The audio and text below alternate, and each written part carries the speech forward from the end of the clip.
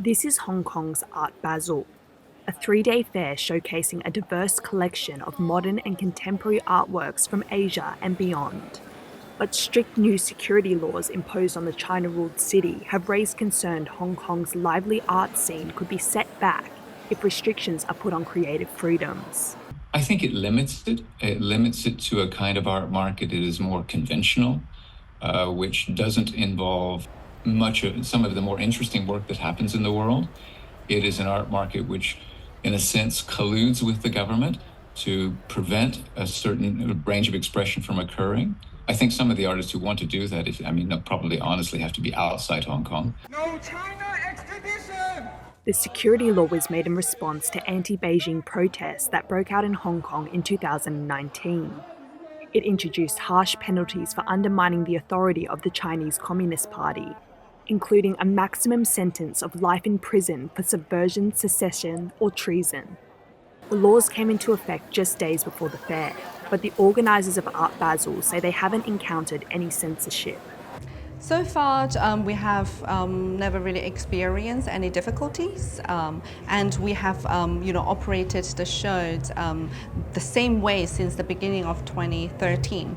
There is only one selection process during the entire art fair, which is the selection committee process, which take place in every single Art Basel shows around the world.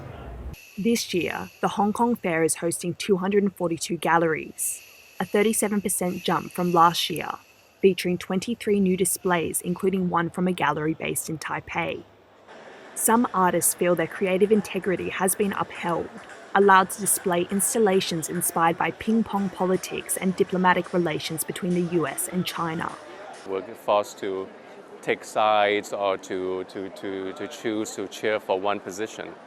But as an artist, I think it's good to take in the position of somebody who is on the border, to be able to see things from outside, to be able to kind of put yourself in other people's shoes, to have radical empathy as an artist.